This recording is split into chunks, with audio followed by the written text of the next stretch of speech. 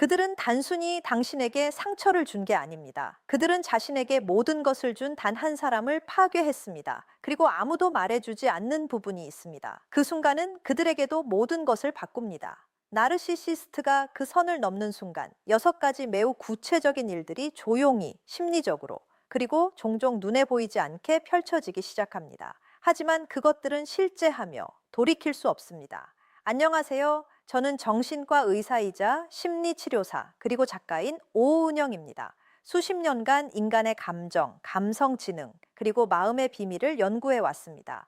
오늘 저는 임상 경험과 연구, 그리고 수많은 환자와 독자들과의 소통을 통해 얻은 지식을 여러분과 나누고자 합니다. 더 깊이 들어가기 전에 만약 누군가에게 모든 것을 주고 난 후 지치고 혼란스럽고 무너진 느낌을 받은 적이 있다면 잠깐 멈추고 스스로에게 물어보세요.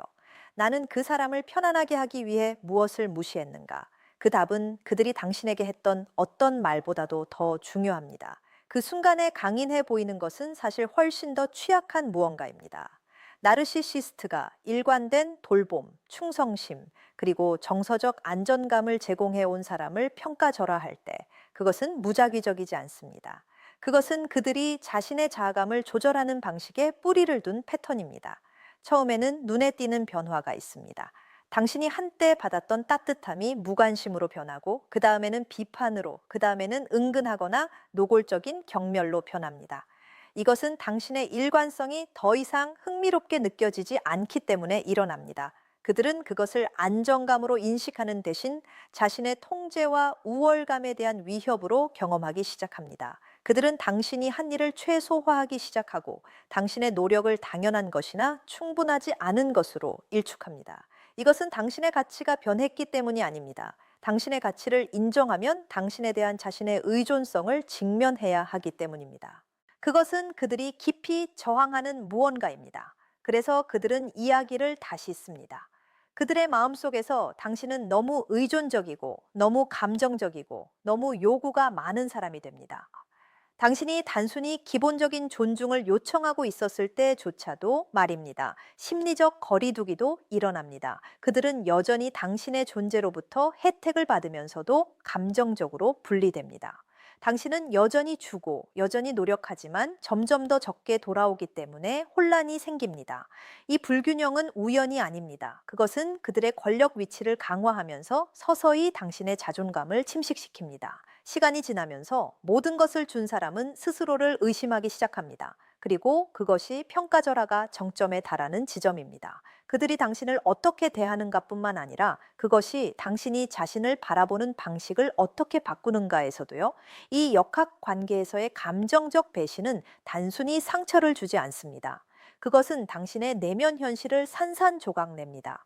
깊이 신뢰했던 누군가, 가장 취약한 자신을 보여준 누군가가 돌아서서 그 친밀함을 당신에게 불리하게 사용할 때 당신의 마음은 그것을 이해하려 애씁니다. 한때 안정감처럼 느껴졌던 바로 그 사람이 이제 고통의 원천이 됩니다. 그 모순은 실시간으로 처리하기 어려운 심리적 균열을 만들어냅니다. 처음에는 합리화하려 할 것입니다.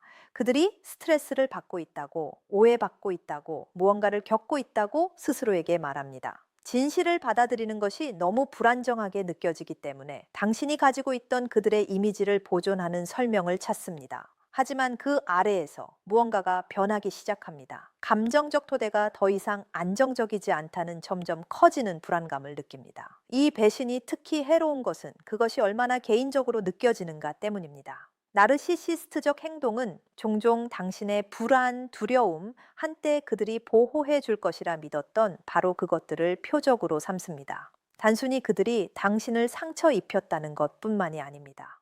그들이 얼마나 정확하게 어디를 상처 입혀야 하는지를 아는 것처럼 보인다는 것입니다. 그 수준의 감정적 정밀함은 더 깊은 상처를 만들어냅니다. 비록 그들이 명시적으로 인정하지 않더라도 의도적인 것처럼 느껴지기 때문입니다. 이것이 계속되면서 당신의 신경계는 높은 경계 상태를 유지하기 시작합니다. 더 이상의 해를 피하기 위해 지속적으로 자신을 조정하면서 그들의 기분, 어조, 반응에 과도하게 주의를 기울이게 됩니다. 그리고 서서히 깨닫지 못한 채 당신은 연결감을 유지하기 위해 자신의 일부를 포기하기 시작합니다. 비록 그 연결이 당신을 무너뜨리고 있을 때조차도요. 인지 부조화는 정신적으로 가장 소진되는 부분입니다. 당신은 두 가지 완전히 상반된 현실을 동시에 붙잡고 있습니다. 한때 돌봄, 관심, 심지어 애정을 보여주었던 사람, 그리고 지금은 무관심하고 차갑고 심지어 잔인한 그 사람. 당신의 마음은 그 모순을 편안하게 받아들이도록 만들어지지 않았습니다. 그래서 그것을 해결하려 하기 시작합니다. 그리고 더 많은 경우 그것을 당신에게 불리하게 해결합니다. 자신의 인식을 의심하기 시작합니다. 대화를 되짚고 어조를 분석하고 어디서 잘못되었는지 찾습니다. 자신에게서 실수를 찾을 수 있다면 상황이 고칠 수 있는 것처럼 느껴지기 때문입니다. 실제로는 매우 불안정한 것에서 통제감을 줍니다. 이것이 자기 의심이 뿌리를 내리기 시작하는 곳입니다. 내가 과민 반응하는 건 아닐까, 혹은 내가 너무 많은 것을 기대하는 건 아닐까라고 생각할 수도 있습니다. 당신의 필요가 완전히 합리적일 때조차도요, 동시에 나르시시스트의 행동은 종종 이 혼란을 강화합니다. 그들은 한순간에 처음 연결되었던 사람의 모습을 살짝 보여줄 수 있습니다. 당신을 붙잡아 두기에 충분한 따뜻함, 그리고 그 다음 순간에 다시 물러서거나 당신을 비판합니다. 그 불일관성은 부조화를 심화시킵니다. 왜냐하면 이제 두 가지 현실을 붙잡고 있을 뿐만 아니라 그 사이를 지속적으로 오가기 때문입니다. 시간이 지나면서 이 정신적인 앞뒤 왕복은 지치게 만듭니다. 자신의 판단, 자신의 감정적 반응에 대한 신뢰를 잃습니다. 내면의 나침반에 의지할 수 없을 때 외부의 검증에 더 의존하게 됩니다. 종종 혼란을 만들어내는 바로 그 사람에게서요. 그들이 당신을 상처 입힌 직후 그들에게서 눈에 띄는 변화가 있습니다. 주의를 기울이고 있다면 불안하게 느껴질 수 있습니다. 그들은 유독 침착하고 자신감 있고 심지어 활기차 보일 수 있습니다. 그 순간에 감정적 고통을 유발하는 것이 그들이 내면적으로 의존하는 무언가, 즉 지배감과 통제감을 강화시키기 때문입니다. 그것은 그들에게 일시적인 권력감을 줍니다. 마치 자신이 취약하지 않다는 것을, 자신이 감정적 역학 관계를 주도하는 사람임을 스스로에게 증명한 것처럼요. 이것은 건강한 의미에서의 강함이 아닙니다. 오히려 단기적인 감정적 고양에 더 가깝습니다. 당신을 끌어내림으로써 그들은 잠시 자신을 높입니다. 혼란스럽거나 상처받거나 더 잘 고치려는 당신의 반응은 그 강화의 일부가 됩니다. 그것은 그들이 여전히 당신에게 영향력을 가지고 있다는 것을, 당신의 감정 상태를 혼란에 빠뜨리면서도 표면적으로는 영향받지 않은 채로 있을 수 있다는 것을 그들에게 신호합니다. 이런 일이 있은 후 그들이 무관심해지거나 심지어 약간 오만해지는 것을 알아챌 수도 있습니다. 중요한 일이 아무것도 일어나지 않은 것처럼 행동하거나 더 나쁘게는 당신의 반응이 문제인 것처럼 행동할 수도 있습니다. 이 분리는 우연이 아닙니다. 그것은 그들이 죄책감이나 책임감을 직면하지 않도록 보호합니다. 상황을 최소화하면 그 안에서 자신의 역할을 검토할 필요가 없습니다. 하지만 중요한 것은 이 권력감이 지속되지 않는다는 것입니다. 그것은 지속적인 강화를 필요로 합니다. 그래서 패턴이 반복되는 경향이 있습니다. 느낌이 빠르게 사라지고 같은 행동을 통해 다시 찾기 때문입니다. 그들이 예상하지 못하는 것은 일관되게 그들을 검증해 주었던 사람을 잃는 것의 장기적 비용입니다. 나르시시스트가 꾸준한 지지, 찬사, 정서적 가용성을 제공해 온 사람을 밀어내거나 손상시킬 때 단순히 관계를 잃는 것이 아닙니다. 심리적 안정의 주요 원천을 잃는 것입니다. 처음에는 인식하지 못할 수도 있습니다. 사실 그들은 종종 쉽게 당신을 대체할 수 있다고 스스로를 설득합니다. 그리고 표면적으로는 시도할 수도 있습니다. 신선한 관심, 찬사, 더 쉬운 역학 관계처럼 느껴지는 것을 찾아 새로운 사람들에게 빠르게 다가갈 수도 있습니다. 하지만 새로움과 깊이 사이에는 차이가 있습니다. 당신이 제공한 것은 단순한 관심이 아니었습니다. 그것은 일관성, 인내, 그리고 쌓이는 데 시간이 걸리는 수준의 이해였습니다. 그 종류의 연결은 아무리 스스로에게 다르게 설득하려 해도 즉시 복제될 수 없습니다. 시간이 지나면서 이 부재는 일종의 내면적 불안을 만들어냅니다. 새로운 상호작용은 얕거나 예측할 수 없게 느껴질 수 있습니다. 한때 받았던 같은 수준의 안심이 없거나 그렇게 쉽게 오지 않습니다. 이것은 의식적으로 당신을 잃은 것과 연결짓지 못하더라도 좌절감으로 이어질 수 있습니다. 누군가가 안정적인 자존감을 반영해주지 않으면 은근한 불안정이 일어납니다. 그들은 더 많은, 종종 일관성 없는 외부 원천에 의존해야 합니다.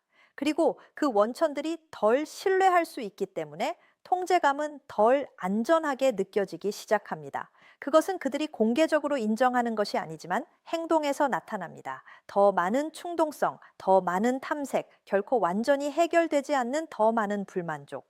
그들이 자신의 순환에 갇혀 있는 동안 당신의 편에서는 매우 다른 일이 일어나기 시작합니다. 그리고 그것은 종종 조용히 시작됩니다. 고통, 혼란, 감정적 소진은 결국 더 이상 무시할 수 없는 지점에 도달합니다. 한때 사랑처럼 느껴졌던 것이 고갈처럼 느껴지기 시작합니다. 그 인식은 불편하더라도 변화의 시작이 됩니다. 처음에 각성은 힘있게 느껴지지 않습니다. 슬픔처럼 느껴집니다. 관계를 더 명확하게 보기 시작하고 그 명확함은 혼란스러울 수 있습니다. 한때 핑계를 댔던 패턴들, 최소화했던 순간들, 상황이 변하기를 바라며 과도하게 헌신했던 방식들을 인식합니다. 그들을 다르게 보는 것뿐만 아닙니다. 더 정직하게 역학 관계에서의 자신의 역할을 보는 것이기도 합니다. 이 인식은 새로운 종류의 불편함을 가져옵니다. 오랫동안 붙잡아왔던 이야기의 버전에 도전하기 때문입니다. 하지만 그것은 또한 중요한 무언가와 다시 연결되기 시작합니다. 자신의 내면 신호들, 한때 무시했던 본능들이 이해되기 시작합니다. 유지하기 어려웠던 경계들이 이기적이라기보다 필요하게 느껴지기 시작합니다. 점차 초점이 바뀝니다. 그들을 고치거나 연결을 되찾으려 하는 대신 자신의 에너지를 되찾기 시작합니다. 무엇을 용납할 것인지에 대해 더 선택적이 되고 무엇이 필요한지에 대해 더 인식하게 됩니다. 그리고 비록 느리더라도 의심의 순간들이 있더라도 이전에는 없었던 자신을 향한 움직임이 있습니다. 이것이 그들이 예상하지 못하는 부분입니다. 단순히 당신이 멀어질 것이라는 것뿐만 아니라 당신이 한때 당신을 묶어두었던 것으로 돌아가지 않을 만큼 충분히 명확하게 보기 시작할 것이라는 것도요. 일관된 검증의 원천이 사라지기 시작하면 매우 예측 가능한 일이 일어나는 경향이 있습니다. 그들이 돌아옵니다. 하지만 당신이 기대하는 방식으로는 아닙니다. 이것은 종종 처음에는 미묘합니다. 우연한 것처럼 보이는 메시지, 당신이 올린 무언가에 대한 반응, 거의 무해하게 느껴지는 작은 안부 확인.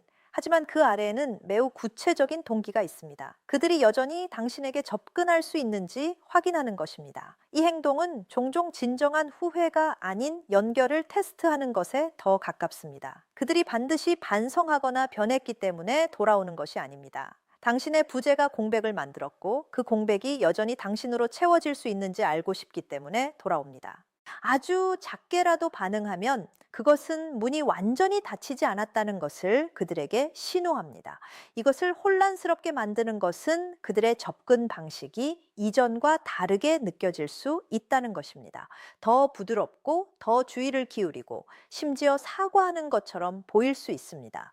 그리고 그것은 희망을 촉발할 수 있습니다. 이번에는 달라질 수도 있다는 생각. 하지만 종종 이것은 단지 다른 형태로 제시되는 같은 패턴의 일부입니다. 피해를 유발한 근본적인 행동을 다루지 않고 감정적 접근을 재확립하는 방법입니다. 명확한 경계 없이 연결이 재확립되면 사이클이 반복되는 경향이 있습니다. 같은 역학이 서서히 돌아옵니다. 이상화, 평가절하, 혼란, 그리고 이미 그 유대를 경험했기 때문에 두 번째는 벗어나는 것이 훨씬 더 어려울 수 있습니다. 마지막 결과는 가장 덜 눈에 띄지만 종종 가장 중요합니다. 그것은 극적인 결과나 즉각적인 후회에 관한 것이 아닙니다. 표면 아래에서 조용히 침식되는 것에 관한 것입니다. 나르시시스트가 진정으로 그들을 보아주고 지지하고 일관성 있게 함께한 사람을 반복적으로 손상시키거나 버릴 때 그들은 희귀한 무언가에 대한 접근을 잃습니다. 순전히 거래적이지 않은 안정적인 자기 반영. 그들은 이 상실을 의식적으로 처리하지 못할 수도 있지만 여전히 영향을 미칩니다. 시간이 지나면서 그들의 관계는 더 피상적이고 더 불안정하고 의미 있는 연결보다 단기적인 검증에 의해 더 많이 좌우될 수 있습니다. 각각의 사이클은 같은 패턴을 강화합니다. 찾고, 얻고, 평가절하하고, 잃고, 그리고 반복마다 무언가 안정적이거나 진정한 것을 경험하기가 더 어려워집니다. 내면적인 분열도 발생합니다. 일관된 진정한 연결 없이 그들의 자아감은 외부 반응, 관심, 찬사, 통제에 더 많이 의존합니다. 하지만 그것들은 예측할 수 없습니다. 변동합니다. 그리고 그것은 그들의 내면 상태가 결코 완전히 만족시키지 않는 무언가를 쫓는 것에 더 의존하게 된다는 것을 의미합니다. 그들이 잃는 것은 항상 다른 사람들에게 명백하지 않습니다. 겉으로 보기에는 앞으로 나아가고 대체하고 심지어 상황을 업그레이드한 것처럼 보일 수 있습니다. 하지만 내면에는 해결되지 않는 점점 커지는 공허함이 있습니다. 패턴 자체가 그것을 막기 때문입니다. 그들을 단기적으로 보호하는 바로 그 행동들이 시간이 지남에 따라 더 깊거나 더 지속되는 무언가에 대한 능력을 점차 제한합니다. 결국 그들의 승리처럼 보이는 것은 실제로는 느린 붕괴의 시작입니다. 그리고 당신의 상실처럼 느껴지는 것은 당신의 명확함의 시작이 됩니다. 나르시시스트가 모든 것을 준 사람에게 상처를 입힐 때 단순히 관계를 손상시키는 것이 아닙니다.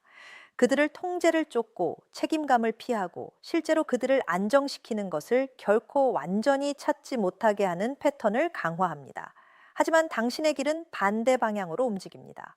고통을 통해, 혼란을 통해, 힘든 깨달음을 통해 당신은 자신의 현실, 자신의 경계, 자신의 가치와 다시 연결되기 시작합니다. 그리고 그것이 가장 중요한 변화입니다. 그들이 후회하는지가 아니라, 그들이 돌아오는지가 아니라, 그들이 잃은 것을 완전히 이해하는지가 아니라, 당신이 같은 깊이에서 당신을 만날 의도가 없었던 누군가를 위해 자신을 포기하는 것을 멈출 만큼 충분히 명확하게 보는지가 중요합니다. 그 인식의 지점에 도달하면 역학 관계는 당신에 대한 지배력을 잃습니다. 질문들이 사라지기 시작합니다. 그들의 검증에 대한 필요가 약해집니다. 그리고 당신의 에너지는 항상 속해 있었던 곳, 즉 당신에게로 돌아옵니다.